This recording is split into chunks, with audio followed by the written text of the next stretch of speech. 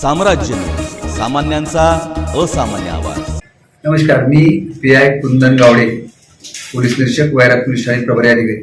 वैराग police Thane येथे अकस्मात मृत्यू क्रमांक 76/2025 असा अकस्मात दाखल होता। सदर अकस्मात मृत्यूमध्ये श्रावणी राजेंद्र नरसोडे, वय वर्ष 17 आणि 3 महिने अशी मयत मुलगी होती। सदर अकस्मात मृत्यूचा तपास वैराग पोलीस ठाणेचे पोलीस हवालदार संदेश कृष्णराव पवार, बक्कल नंबर 2180 हे करत होते।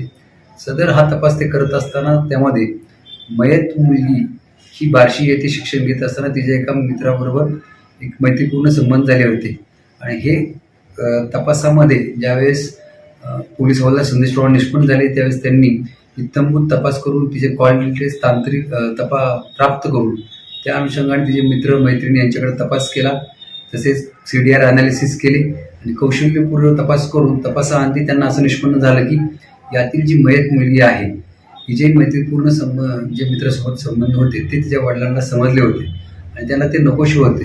त्या कारणानेच त्यांनी राहते घरी तिचा ओढणीने गळा आवळून तिचा जीवेनिशी ठार मारलेलं तपासात निष्पन्न झालेलं आहे। सर्वप्रथम त्यांनी सदर मुलगी ही झटका आली, त्यानंतर ती धाराशिव हॉस्पिटलला नेलं आणि त्याच्यामुळेच ती मयत झाली असा एक बनाव केला होता। परंतु तपासाअंती सदर मुलीला तिच्या वडिलांनीच ओढणीने गळा आवळून ठार मारल्याचे वैद्यकीय अहवालावरून तांत्रिक तपास जो केलेला आहे त्याच्यावरून निष्पन्न झाला आहे।